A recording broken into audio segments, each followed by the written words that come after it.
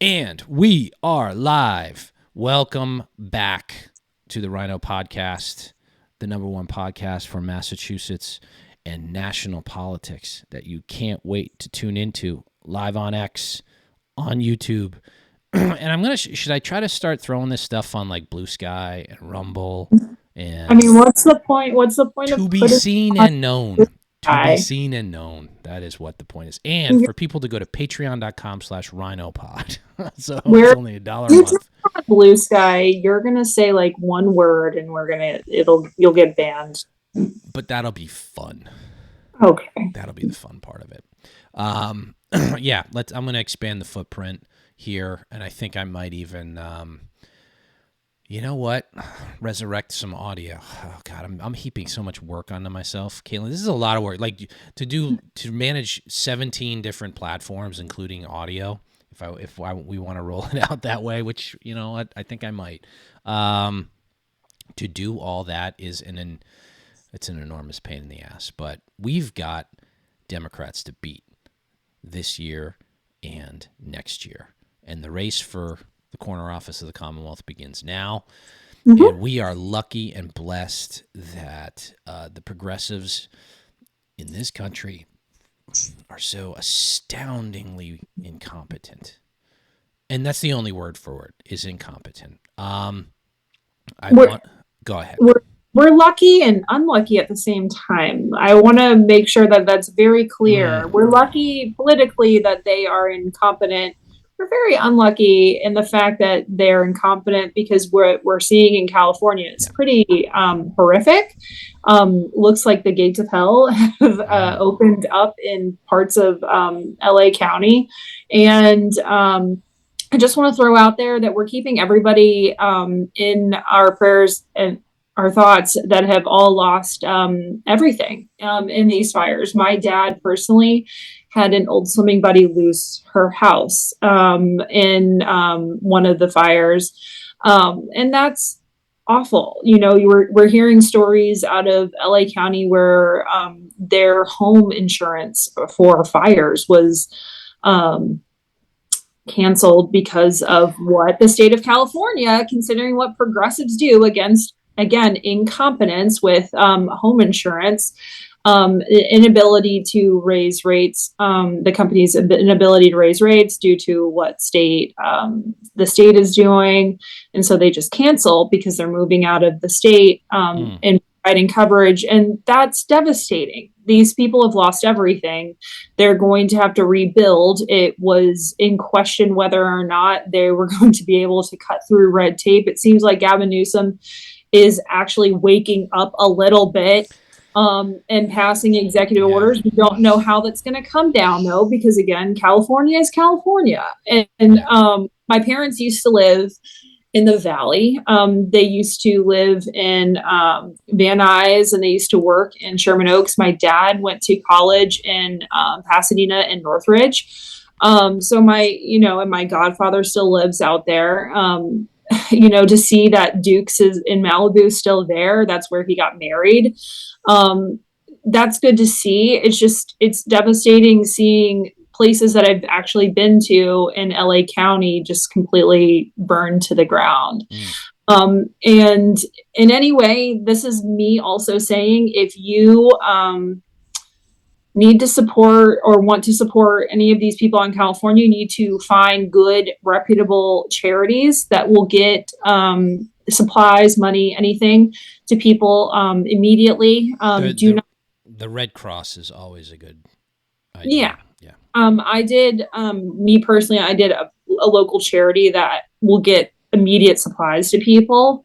So look towards the helpers and people who do that. Do not look towards people who are ever using a political payment processor to Pod Save America. Money, gather money for charity. When I saw that, Jeff, I was just shocked for like a solid 20 seconds, and then obviously my thumbs on my phone went off on it's so shameless, right? Like unsurprising though. It is, yes, but like the depths keep getting lower. I don't know how to even like the bar was in hell and we're like in Satan's mouth now. Like, what's going on here? And so, and then you see Gavin Newsom in this it's tragedy. I have a lot of thoughts on this overall, I'm going to say. And so I want to start off with Gavin Newsom. Can I kick this off while we're on Gavin Newsom, and we'll get to Maura, Healey, and Michelle Wu in a second. But I'm going to, on the screen here, I'm not going to share it with you, Caitlin, but on the screen is a Twitter post. And this is how I've been feeling. I kind of tweeted this, but I guess the Babylon Bee had it first. But January 9th, Gavin Newsom demands answers from whoever's in charge of California, and like he's angrily pointing at something in the photo. That is what pisses me off. The title of this episode is the arrogance and incompetence of progressives, yet again, because it is. This is them. This is Biden. This is Harris. This is Healey. This is I can't say too much, but definitely Newsom. It's like he stands in front of the camera and showboats and wants his FaceTime, and he's all pissed off and he's angry and he's gonna get to the bottom of this. And it's like, you're in charge of this. This is what people like him don't understand. They're so used to acting this out. And this is what Healey doesn't understand with the migrant crisis. And we'll get into the arrest of the guy who had an AR-15 and 20 pounds of fentanyl or whatever he had. You don't get to be angry. Let me say this politically. Like when Ron DeSantis, a competent governor and who's dealt with crises and natural disasters, he doesn't get up in front of the podium and get angry at what his administration is doing or the problems that he's coming into. He gets angry at reporters and he gets pissed at them and he shuts them down, of course, but he runs it competently. When you're the person in charge, you don't stand there and get to be angry at other people. You're the person. And it shows that you're not capable of being the person that you should be, in the position you should be. Yeah.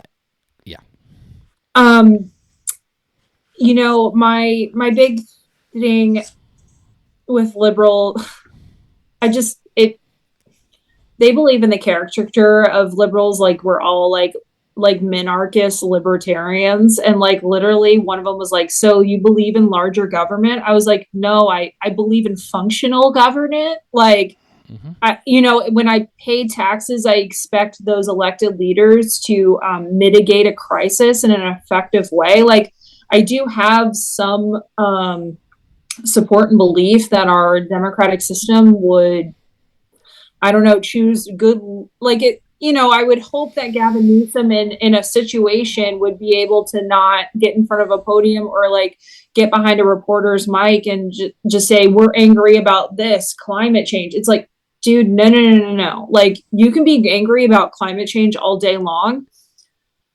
What are you doing to prepare for the crisis if climate change is going to cause all of these problems? Because clearly, if the winds were that high, why did you not really prepare, a firefighting force or have reserves on, like, how are we not having government oversight of like water reserves? Like, it's those sorts of things that like we're finding out. Karen, and we're going to find out a lot more. The mayor of LA like moved around money and cut money from the like, of all things to cut money from, you cut money from an essential service. Like, that's not a good decision. It's funny how things led up to this. Maybe we'll spend most of obviously the fires in California are on the front page right now. And what Healey's done is moved a bit to the back pages. It's still going to come up though. Well, this one will end, and that will come back up because, in local Massachusetts, Healey is just not taking care of the migrant crisis at all. She, again, over the course of a few years, took a surplus that Charlie Baker left her and has turned it into a massive deficit, even though they're taking in a lot of tax money. And she's just not taking care of things in the way that she should be as a responsible governor. She's like, I plan to launch an investigation, and we're going to get to the bottom of this. And no one want to be like, lady, it's been 2 years. You've been in charge for 2 years. You should have the answers right away. It's like someone dressed as a hot dog. It's like, I wonder who's in charge. Yeah, who possibly ran the wiener? Who ran the Wienermobile into the store? the guy dressed as I don't know who could have possibly done this. This is with Gavin Newsom. I mean, that is literally what this guy does. He lies about everything, and then Joe Rogan had on Donald Trump before the campaign, and Trump talked about this specifically. And I'd actually heard this before this last episode, where they talk about managing the forests, like getting up all the dead trees, so they're not kindling, waiting to go up in a tinderbox. So they have to do this, and again, like, part of my family owns a farm in Kentucky. They own a farm they owned a sizable piece of land in Louisiana. Okay. And then in Louisiana, especially, like, if you own property, you have to maintain the property. So if you have a ton of, like, let's say pine, right, and the needles all fall down, they dry. They dry out. You have to clear the land, or you're going to, with controlled burns, because again, you want to know where we got the policy and, like, practice of controlled burns? Native Americans, because they were dealing with this even before, settlers came to the United States. Like, they'd have to do it because that's what the most effective way to clear land. Yeah. The people still down south, do this, and then we find out they don't do it, Jeff. They don't do it, and on top of that, they have to go through an environmental review that takes years. Right. That is ridiculous. Yeah. So this is the product of liberalism. And to the person who you were saying that, like, oh, what, you like big government now? It's like, well, that's a funny thing. Like, you're the party of more government. The Democratic Party and progressives are the party of more government supremacy. You'd think you want to be at least minimally competent at governing if you're the party of more government. And none of these people are. None of them. Can go just up and down. Bill de Blasio. Biggest exercise in excuse making that I have ever seen in my entire life is with this one, because Gavin Newsom and Karen Bass probably thought that they were going to get glowing media coverage, and the media is actually asking them fair questions.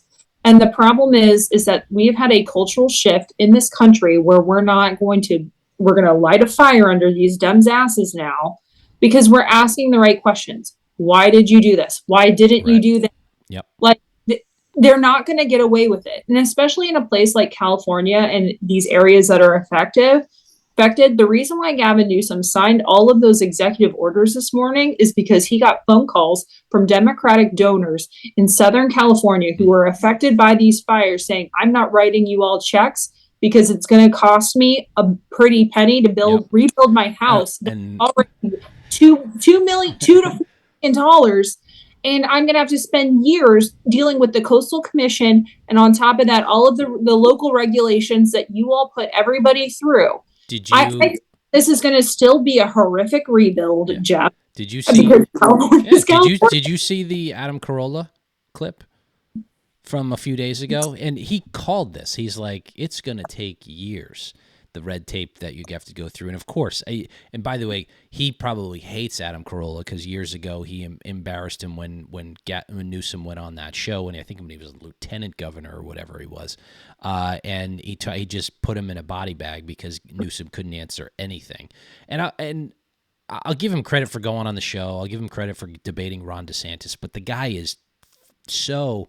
I mean, Ron DeSantis put the bag right on. Yeah, but he's so fucking delusional. He thinks he's winning. And this is the thing. He's so delusional. He goes on Pod Save America, and he says there's so much misinformation about the water. It's like, no, man, there's pictures of the reservoir. It's empty. Why is it empty? And you go, that's misinformation. And everything is misinformation. Every counterpoint of fact.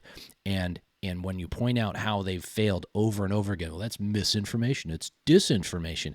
No, it isn't. You not being able to govern effectively and people asking questions is not misinformation. It is you and your inability to govern in a sane way, because you have distracted the entire electorate of California with your liberal bullshit.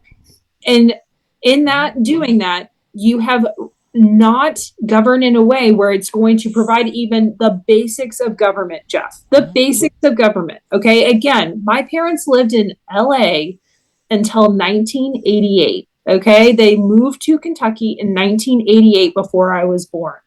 Okay. LA, I remember. California. This is crazy. I remember 1988. Oh, God. California, Los Angeles has been this nutty liberal since then. Okay. Like back then, it was like gangland all over the place. It was just not a safe place to live. And even then, the Democrats were already starting to not have effective government. Like you couldn't, like the highways there, what was it, the 110? Like the roads were in such terrible condition because they were taxing people at such a high rate. Again, my parents had a 2-person apartment in Van Nuys in 1988. Guess how much it cost a month? Back then, Back $2,000. Close to $2,000. Yeah, and that's 1980s dollars. I was out in San Diego last year, and I could, when we landed, I took Ubers everywhere because it just didn't make sense to rent a car. But I remember driving by gas stations and being shocked. It was every gallon of gas. Then Massachusetts, which is not a cheap state to live in. I mean, it was $1. Live here, but like it was at least $1.50 a gallon. $1.50 a gallon higher there. It is shocking to be in LA, and it's my parents have fond memories of living out there, but the reason why they moved is because you couldn't raise a family in the area that they could afford. Yeah. And so, and again, it's just kind of been a downhill slide. I will say, I don't think that this forest fire devastation would be as bad as under the governorship of Jerry Brown, but like at the same time, this is Gavin Newsom's failure. It is his failure. You have to start off strong and you have to keep being strong. And he is just not a strong person. He talks a big game right through his scary teeth. And like, I'm sorry, he looks like a Batman villain. No, he's like, it is so bad. Whoever told him to do those veneers, he's just, as Dave Rubin said, he's a lizard person. And enough about Newsom, but because there are things closer to home where there's parallels that we have to get into, and which is Maura Healey, which is believe it or not, a less charming version of Gavin Newsom in this instance, because she is clearly as incompetent and thinks that you can be angry at a situation that you created and your policies have brought forth, and the voters are not going to get pissed off. Like saying you're frustrated that there aren't background checks going on at these homeless shelters. Saying it to the ether as if there's nothing you can do about it. This is something she brought on herself. This criminal. It's very angering hearing from an elected official who is a lawyer and was the former Attorney General of Massachusetts that a shelter couldn't have background checks. That's frustrating to hear because you're the person with the power that could have ensured that those background checks would have to be in place. Or you could have also you would have to help ensure the money is there to run the background checks. It's just it's frustrating, Jeff. It is frustrating with Maura Healey. We have talked about her since her election.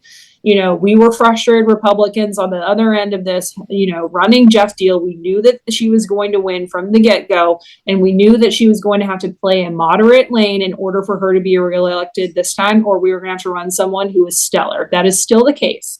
But at the same time of this, we knew that she was going to eventually take a progressive turn. And then what she took a progressive turn on was the migrant crisis, again, where she had a surplus from Baker. She spent all of it while taxing all of us out the wazoo into a deficit. And there is migrant in hotels that are, again, getting state money and federal money and getting their placement here over over the citizens of the United States and citizens of Massachusetts. It is very frustrating. It is very frustrating to hear from her that all of a sudden this is a problem because Trump won, and there is a slight cultural shift in how people feel to this. Okay, again, Massachusetts had the second highest Trump shift in the country, right? It was 8 points. Okay, and so, but it was driven actually by Hispanic leading communities who are actually hurting because the lack of resources that they have due to her administration. And so it is frustrating when I see her and she talks about it.